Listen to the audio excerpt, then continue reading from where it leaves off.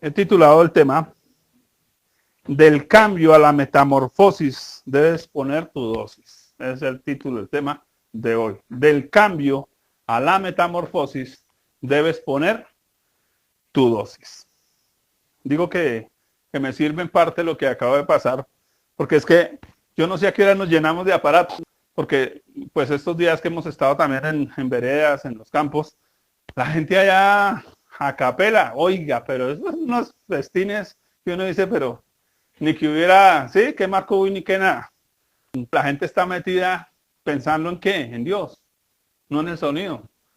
Me hace pensar que a veces nosotros no diferenciamos entre metamorfosis y cambio. Y hoy voy a trabajar un poquito con ese tema, entonces voy a darles mi introducción al respecto. Resulta que uno de mis escritores favoritos, de pronto algunos que ya hemos compartido en las alboradas, es Max Lucado.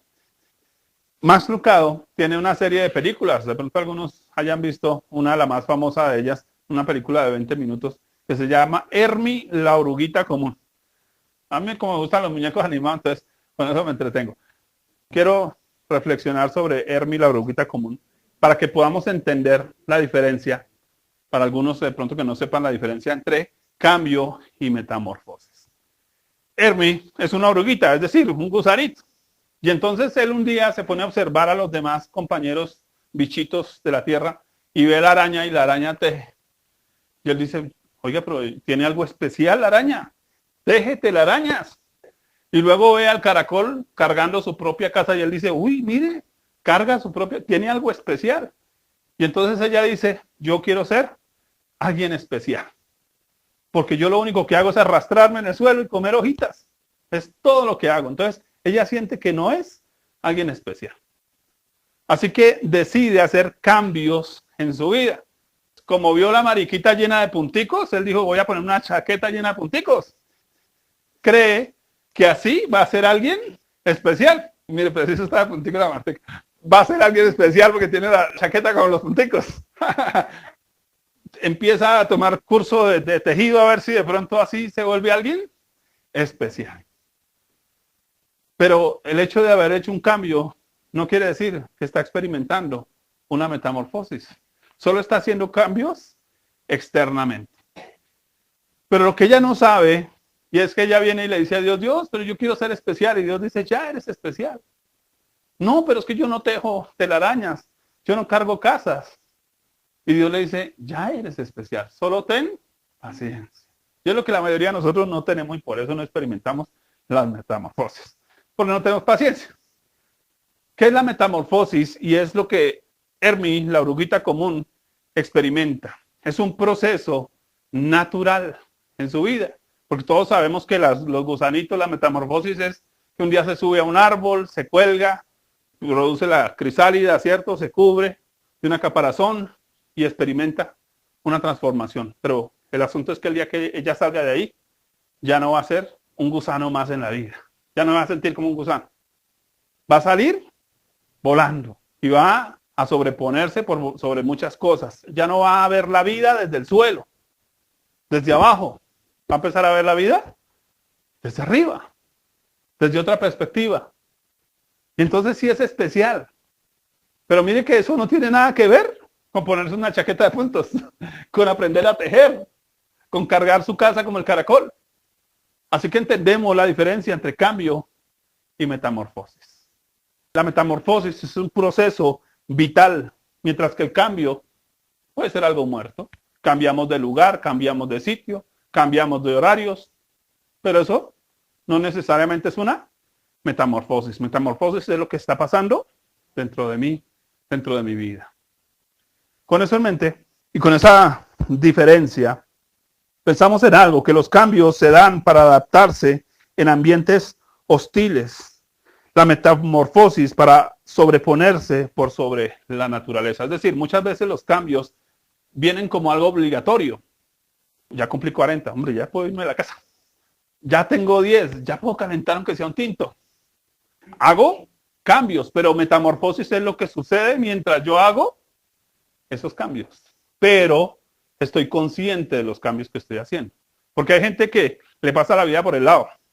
Experimenta muchos cambios.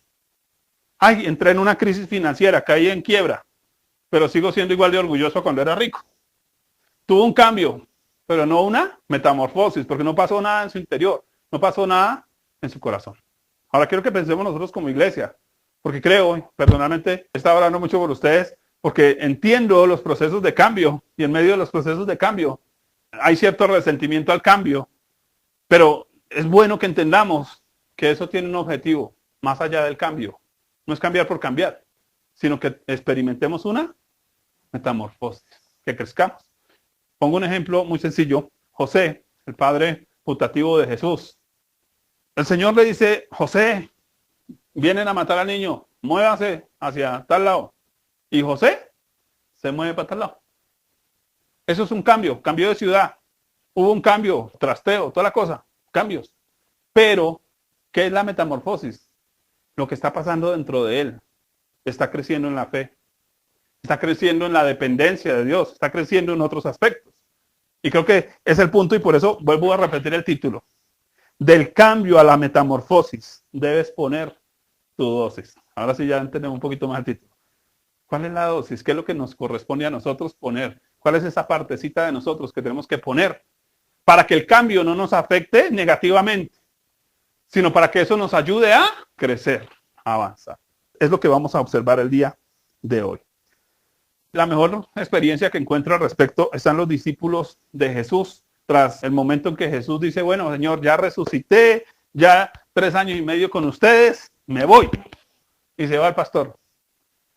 Y entonces van a experimentar un cambio.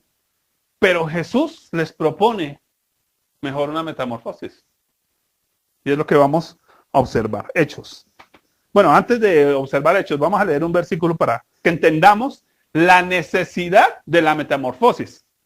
¿Por qué es necesario que hayan cambios para que haya metamorfosis? Vamos a leer. Juan 16:7.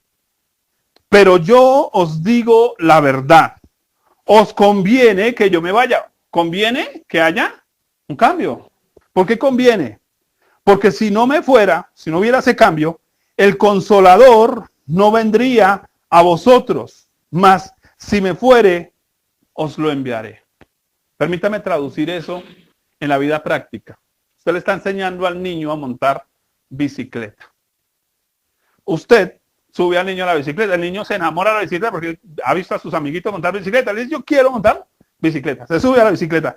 Pero usted, como buen papá que es, sostiene la bicicleta.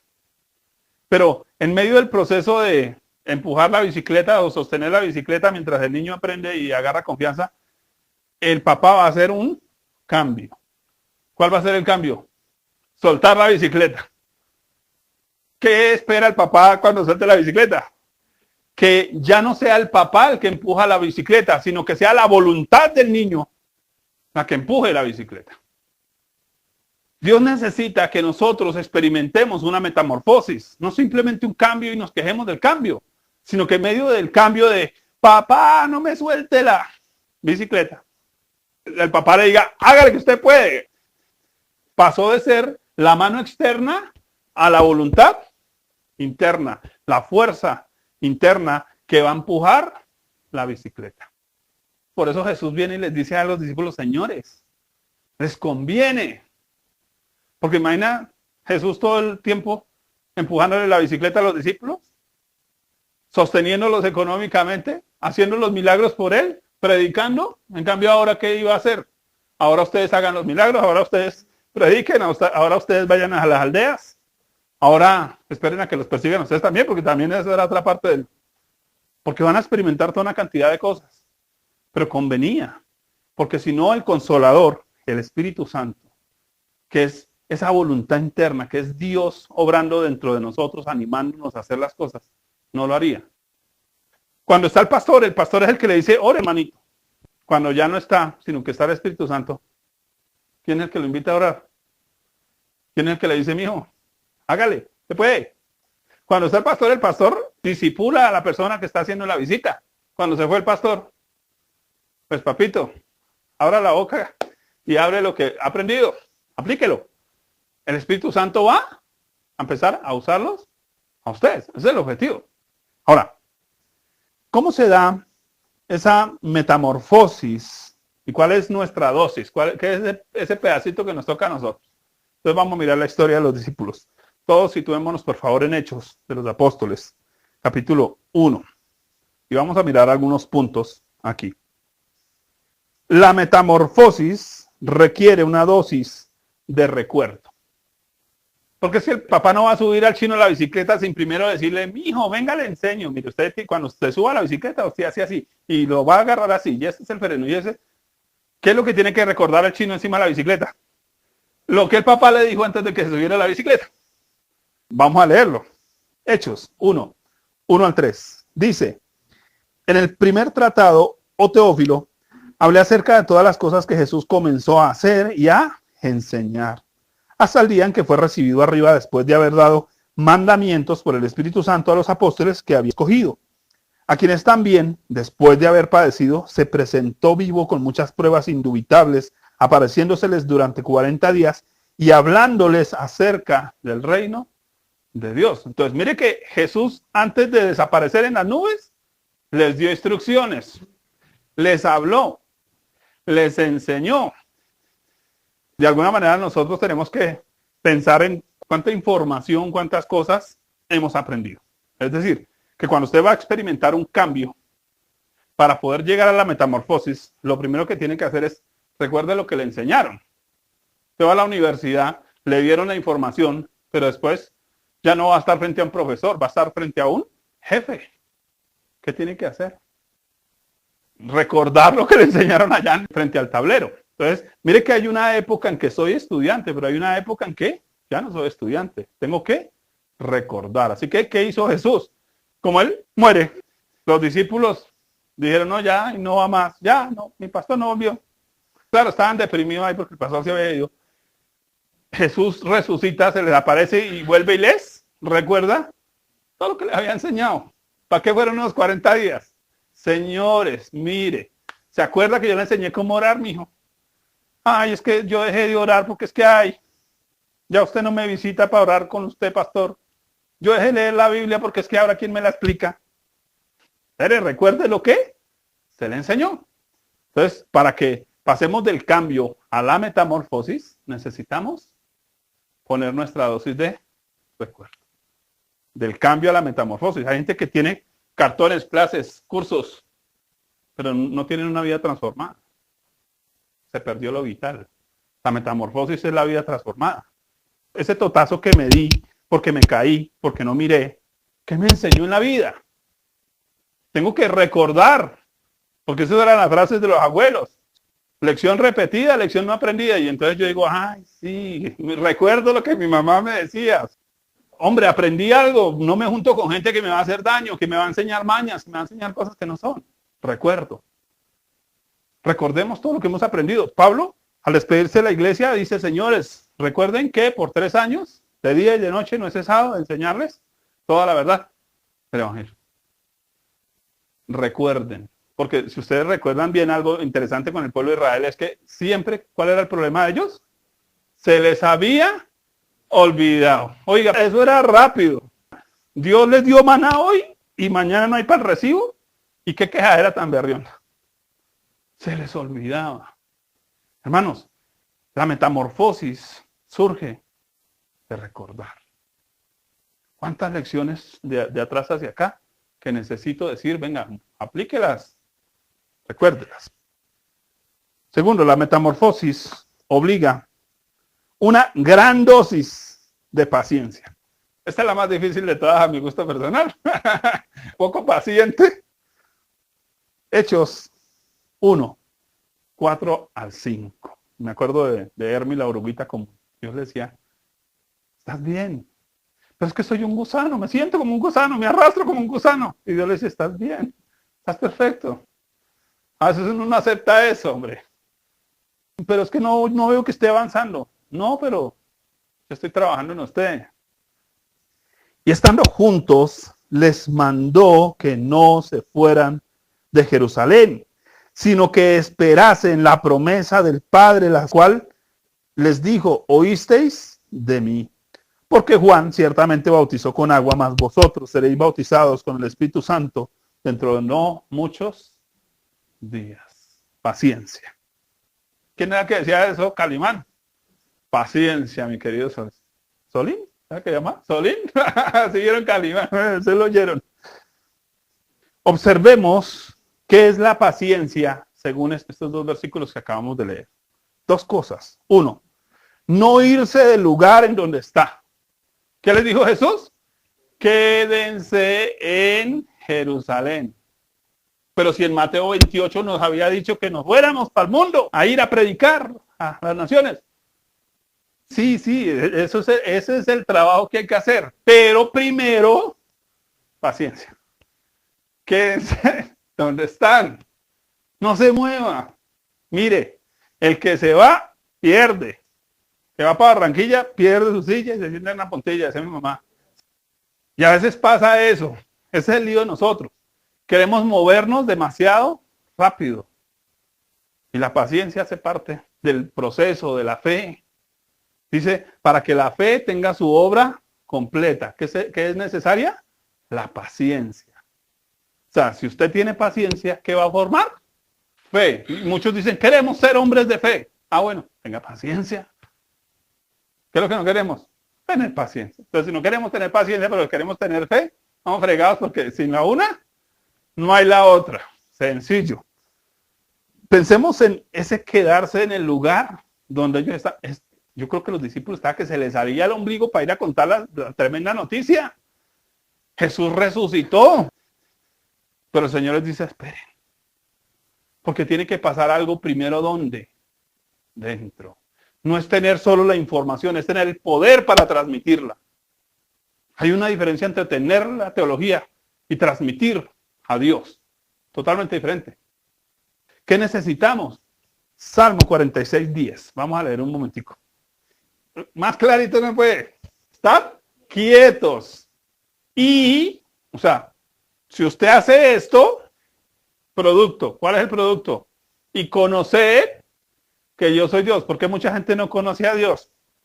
Porque no se queda quieta, no ve a Dios obrar. Por eso es que no alabamos con fuerza. Porque cuando no vemos a Dios obrar, pues ¿por qué lo vamos a alabar? Pero cuando vemos a Dios metiendo la mano haciendo cosas, uno alaba a Dios porque uno dice, uy, pero es que mire, lo hizo Dios, no lo hice yo, eso lo hizo fue Dios.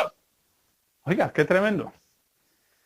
Estad quietos y conoced que yo soy Dios.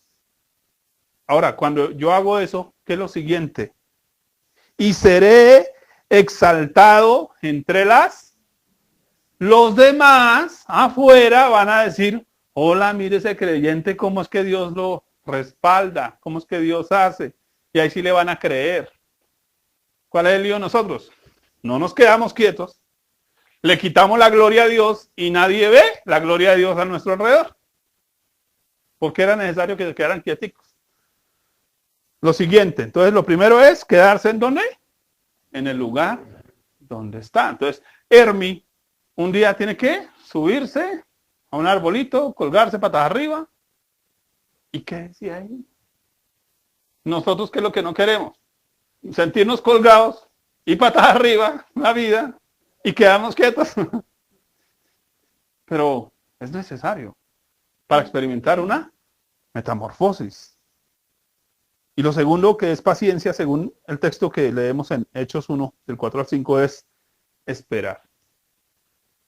El término esperar implica tener esperanza con un propósito. O usted se para en una esquina a esperar.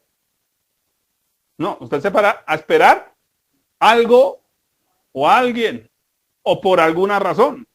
Usted no espera por esperar.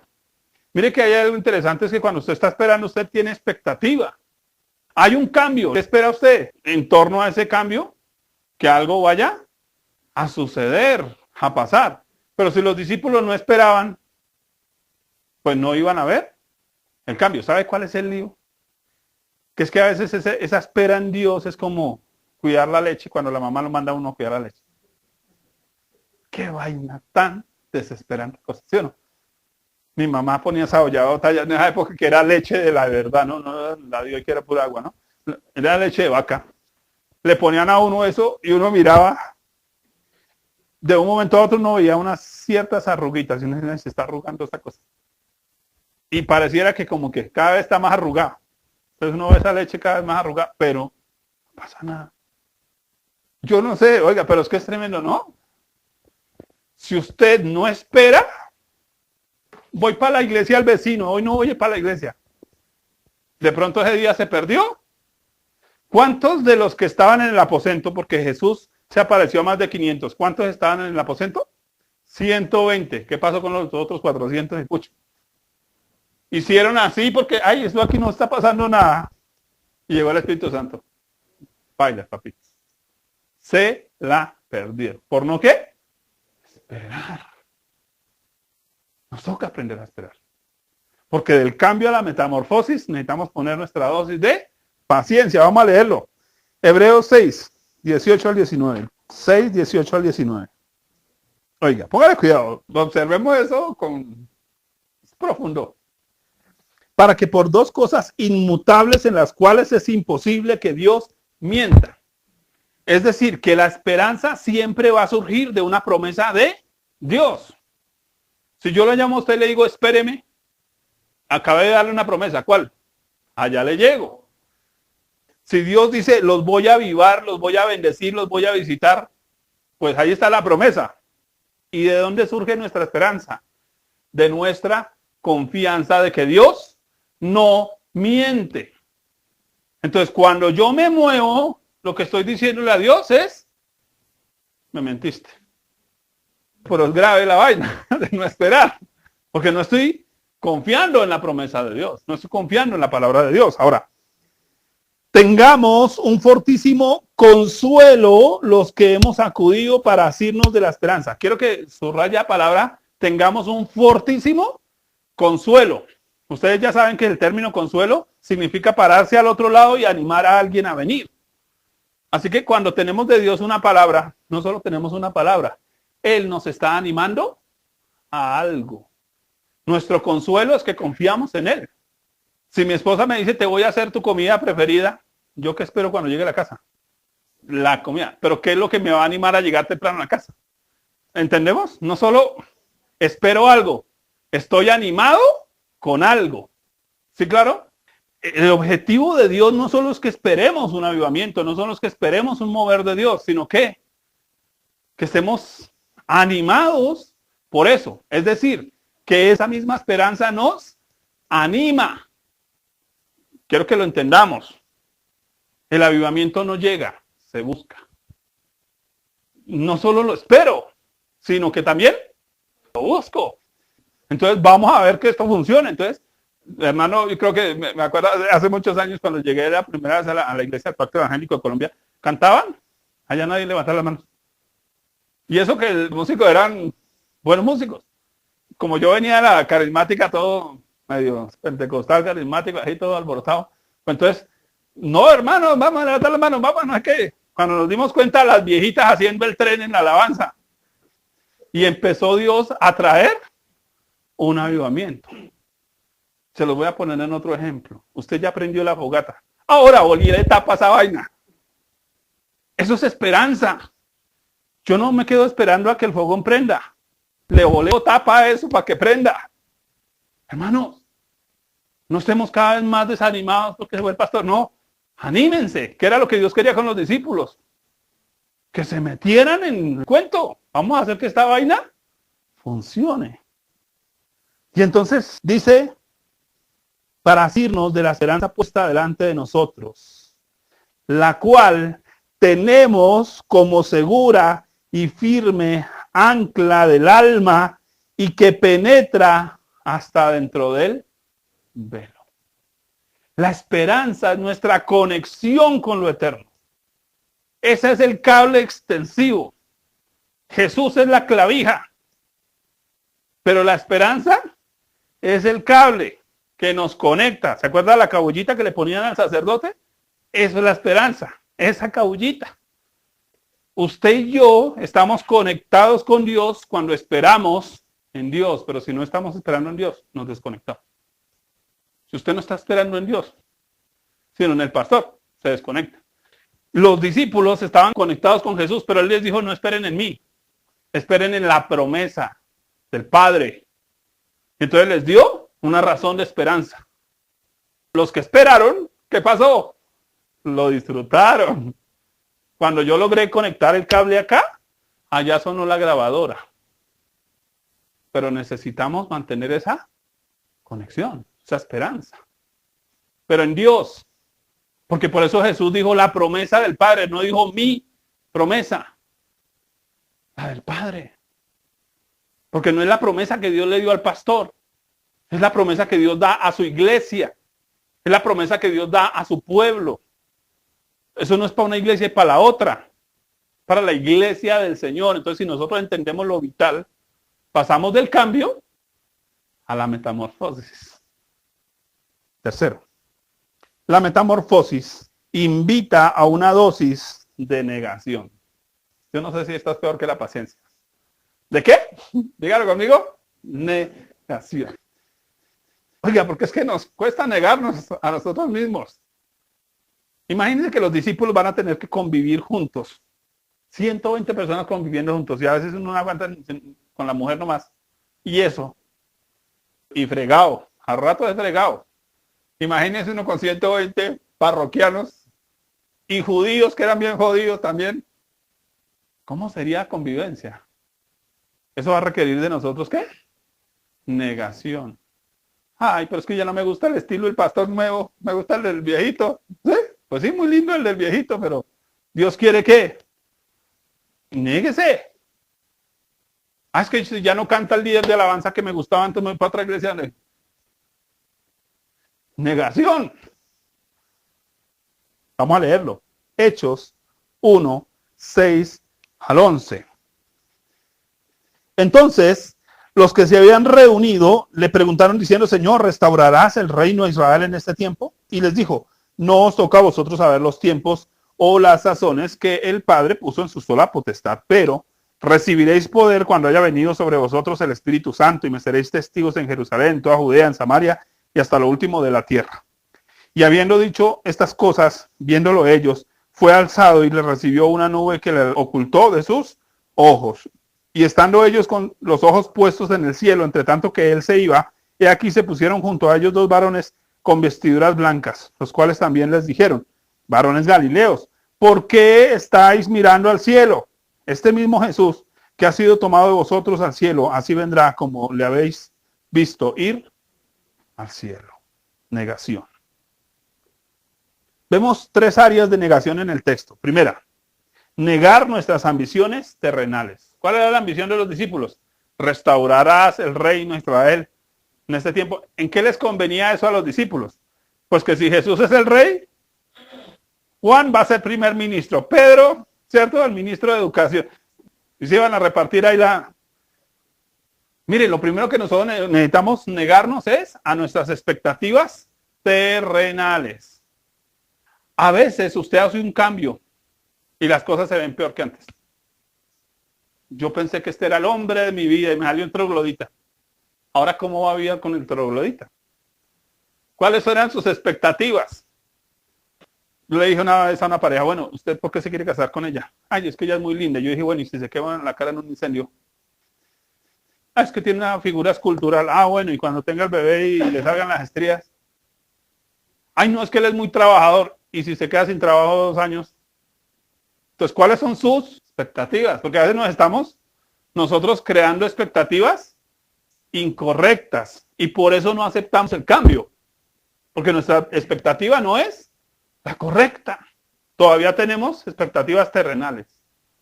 Y de pronto las expectativas no se llenan. De hecho, casi nunca llenan. Por experiencia, casi nunca se llenan. Me hace acordar una hermanita en Ibagué, cuando teníamos la primera congregación que tuvimos de Esplendor de Gloria allá. Pastor, es que estoy en un proyecto del gobierno y me van a dar dinero. Y yo le dije, bueno, ¿y qué va a montar? Dijo, voy a montar una megatienda. Sí, o sea, toca ir a mercar allá porque eso que al costo ni que nada. Oiga, póngale cuidado cuando llegué una vitrinita y una de dulces. Eso era toda la megatienda. Y eso sí es letrero grande, megatienda. O sea, por lo menos tenía visión la hermana. Eso sí para que... Y yo le dije, ¿y esto es una megatienda? Ya me dijo, pastor, me dieron tantos millones y cuando fui a comprar no me alcanzó sino para esto. Yo pensaba comprar más, pero no me alcanzó sino para esto. Expectativa versus realidad. Ay, no, es que pastor ya no me visita como antes, es que ya no funciona esto así, es que cambiaron la música, la alabanza. Expectativa versus realidad. ¿Quiere que le dé un consejo? Niéguese a esas bobadas. Niéguese a sí mismo. ¿Qué importa? Aquí se van a despelucar. Bueno, van a despelucar, pero es que Dios me dijo que era aquí. Entonces quédese donde Dios le dijo. Y va a haber la bendición de Dios. ¿En qué más debemos negarnos?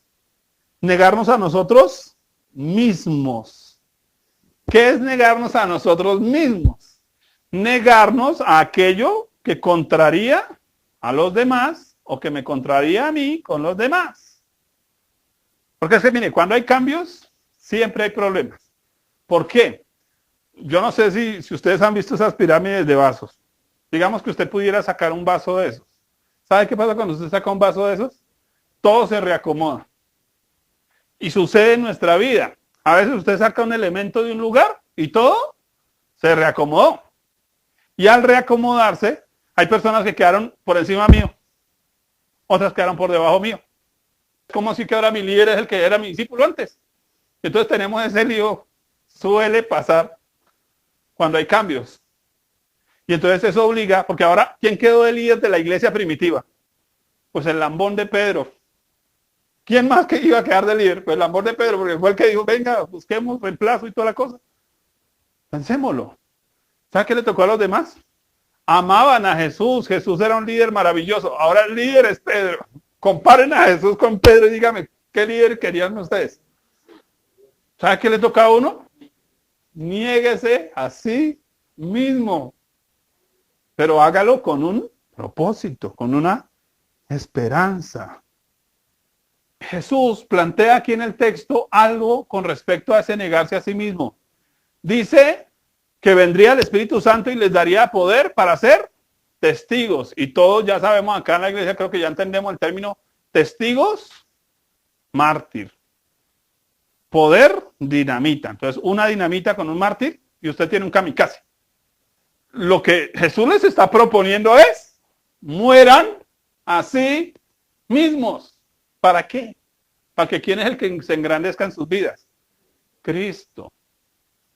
Aquí no necesitamos mejores líderes. Aquí necesitamos gente más llena de Cristo. Porque esa es la diferencia entre el cambio y la metamorfosis. Cambio es que ahora le dieron el título de líder. Metamorfosis es que ahora sirve más que antes. Se comporta menos como líder y más como un siervo. ¿Entendemos la diferencia? Y la tercer tipo de negación es negar las añoranzas. Yo no sé si ustedes han escuchado la canción de Julio Jaramillo. Añoranzas. Muchos creyentes, cuando hay cambios, empiezan a añorar. Oiga, le pasa a la gente, ¿no? Se casaron, se fueron. Ay, cuando yo tenía la nevera de mi mami, ¿cierto? Uno dice, ay, mi camita. ¿Empiezo qué? A añorar lo que tenía. Pero se les advirtió. Aprovechen mientras estamos. Pero muchos no aprovecharon. Jesús mismo lo dijo. Señores, aquí estuve en medio de ustedes, pero no conocieron el tiempo de mi venida. No la conocieron. No llores sobre la leche derramada. ¿Qué le toca? Niéguese a las añoranzas. ¿Qué son las añoranzas? Ay, es que cuando se hacía así, cuando se cantaba así, cuando no sé qué así. Miren, estoy vestido hoy. ¿Cierto? En la época que nos conocimos, usted no veía a Simón así. No, saco, corbata y maletín triano, ni zapatos bien brilladitos, bien. Ay, cuando yo predicaba en corbata. Pues no. Las vainas van cambiando. Yo no sé si en 20 años tocará con la cresta, ni idea. Pero esperemos que no, ¿cierto? A esos extremos, ¿no? En mi caso me toca es como Cross el payaso, déjame crecer aquí para los lados. Hermanos, añoranzas. Hay cosas que de pronto se quedaron atrás, que ya no van a ser, que ya murieron, que ya se fueron. Mire, ¿sabe cuál es el lío de las añoranzas? Nos ciega la vista. Moisés baja del monte, le resplandece el rostro y entonces le toca ponerse un velo.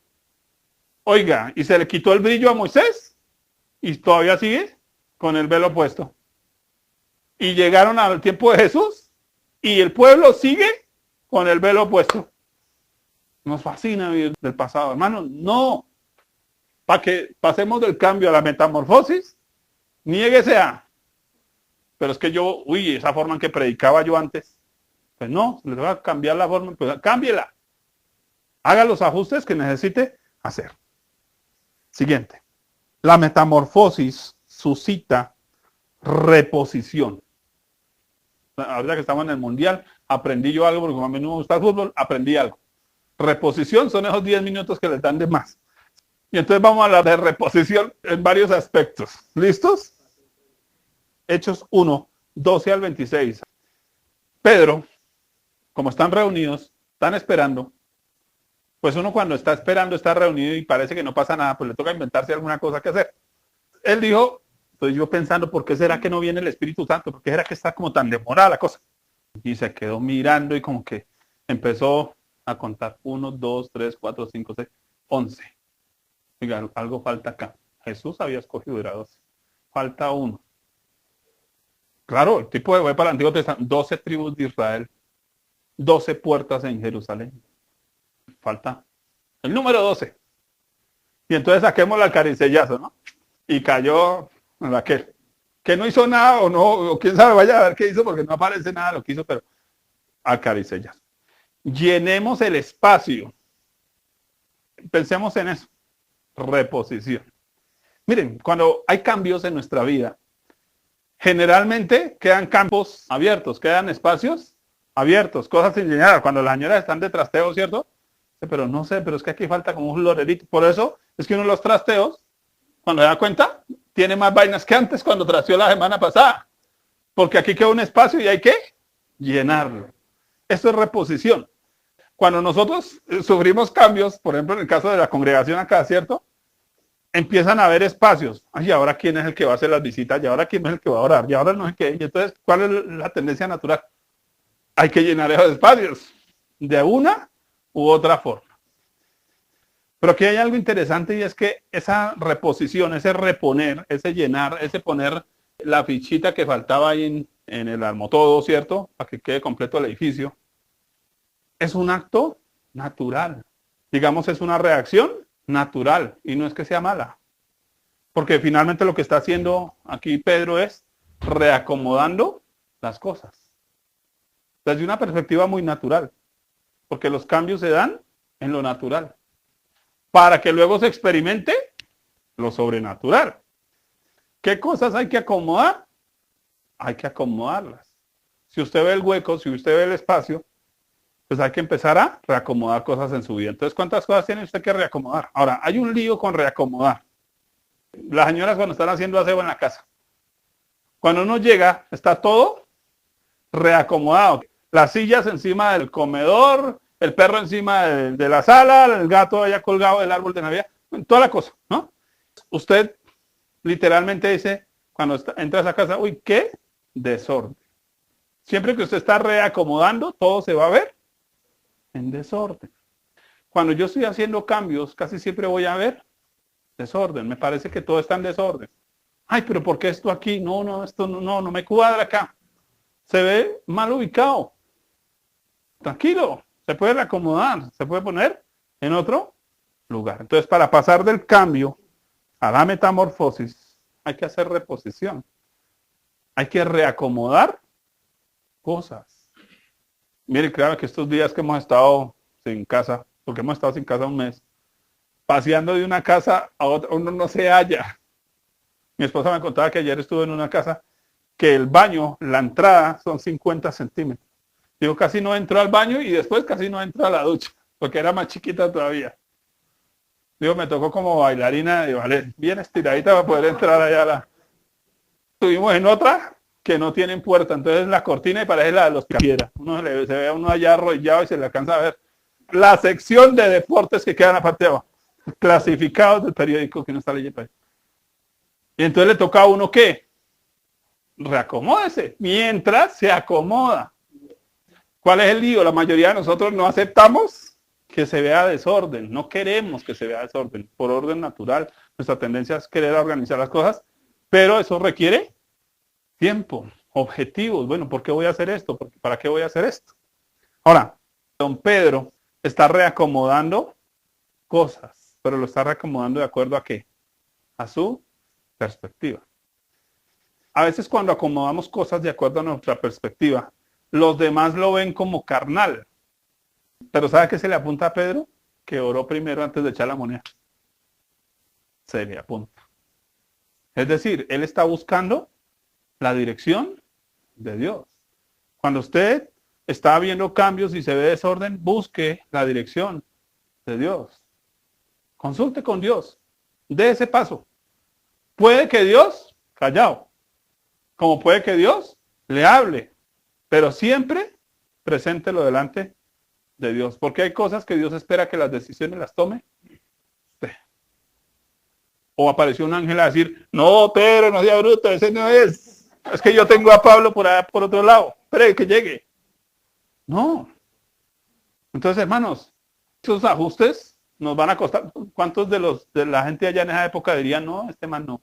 Si nosotros que no lo conocimos y decimos este man no, ¿por qué decimos este man no?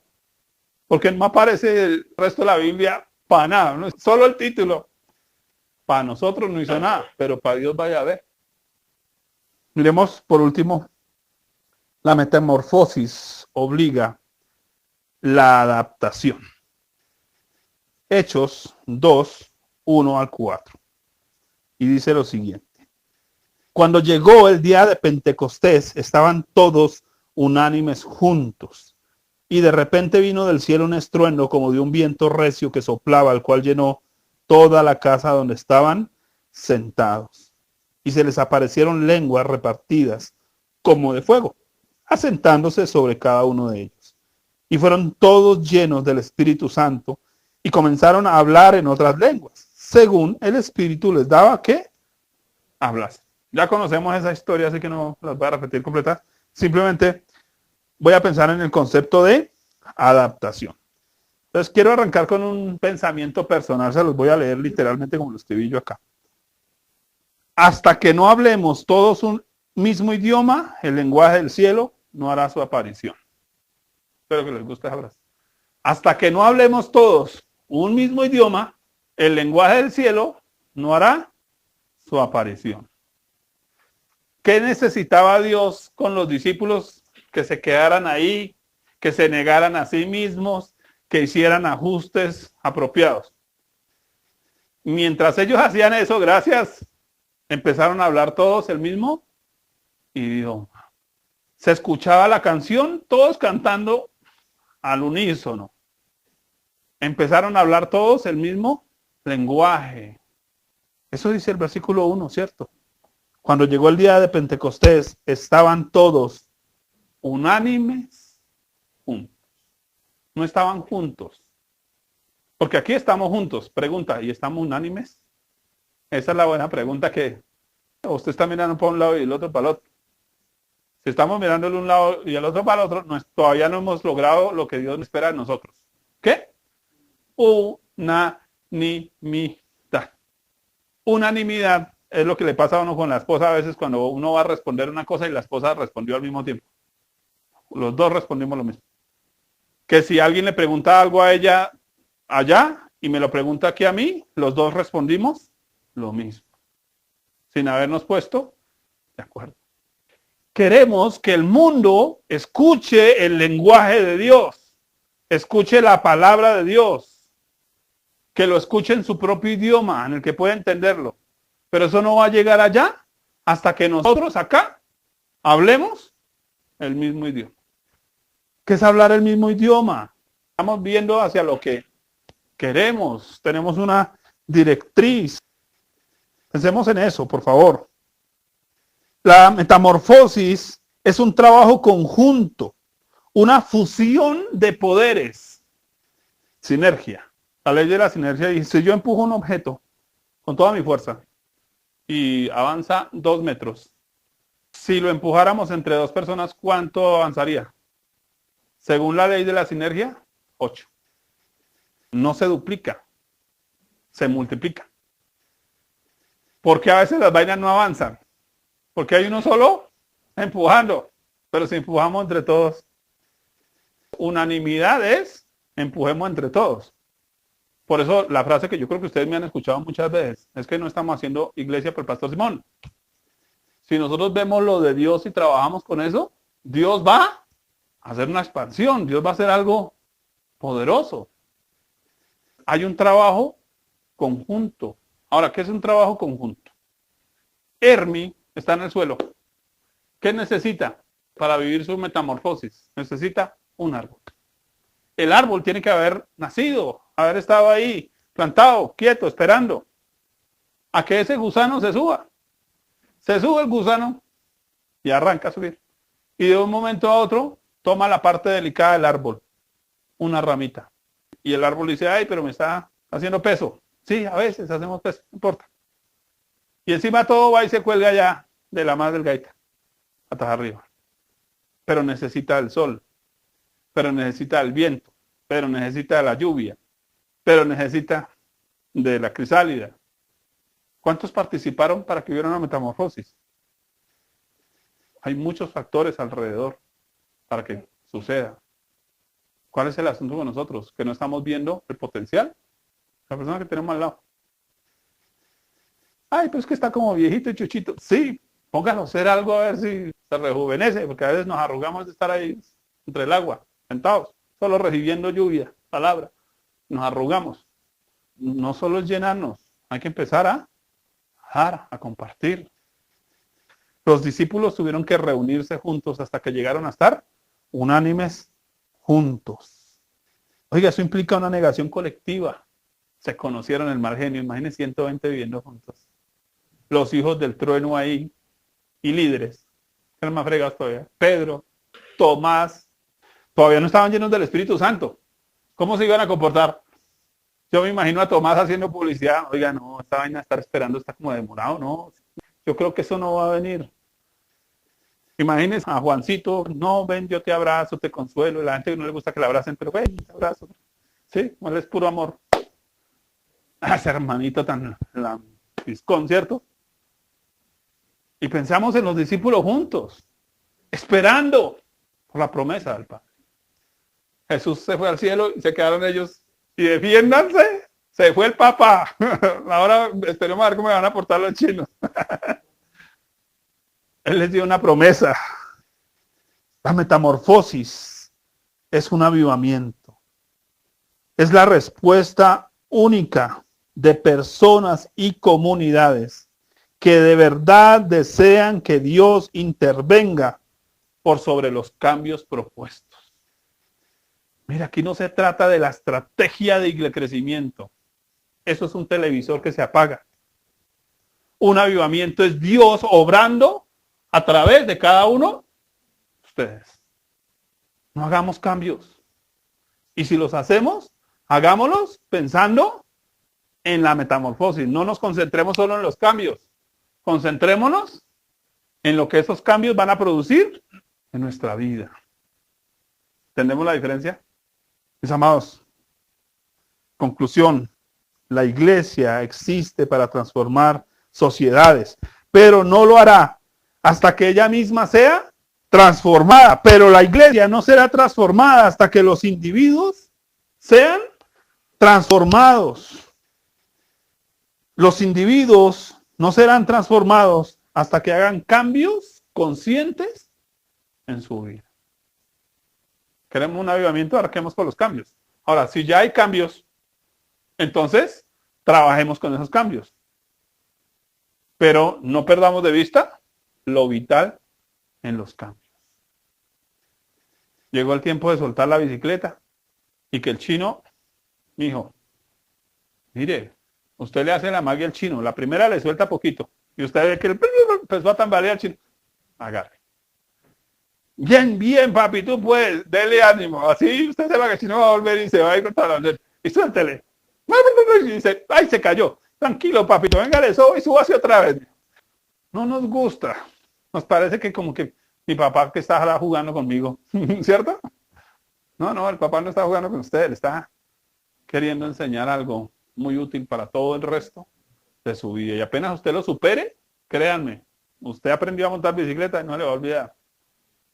Pero va a llegar un momento que el papá definitivamente ya no va a estar detrás de la bicicleta. Usted va a tener que aprender a andar para Dios, a vivir para Dios, a orar para Dios, a leer la Biblia para Dios, a congregarse para Dios, a dar para Dios, a servir para Dios, a predicar para Dios. Por usted mismo. Porque ahora es el Espíritu de Dios dentro de usted. Ya no es el pastor dándole cantaleta. Es el Espíritu de Dios animándolo a usted a hacer las cosas. Así que del cambio a la metamorfosis debemos poner nuestra dosis. ¿Está dispuesto a poner su dosis? Dosis del recuerdo, paciencia, negación, reacomodación y adaptación. Oiga, esa canción, por eso no sonó, porque esa era para el tema. De gloria en gloria te veo, que más te conozco, quiero saber más de ti. Y dice, quiero ser más como tú, ver la vida como tú. Creo que es la clave de esa canción también, ¿no? Al respecto.